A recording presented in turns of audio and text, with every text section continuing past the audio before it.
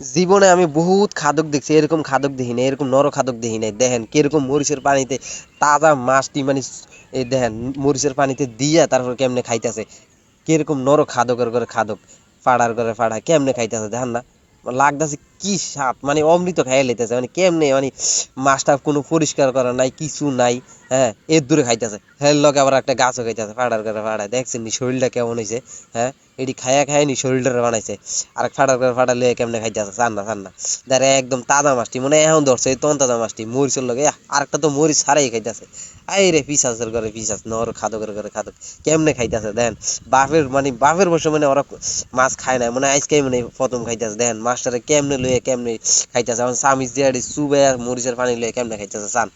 আলার খাদকের ঘরে খাদক চান, কত বড় নর খাদক, মানে কেমনে খাইতেছে লাগে যে মানে জীবনে খাই না তারা এই মাছ। আহা হা হা, কি মজা রে শালার পুতের মাছ।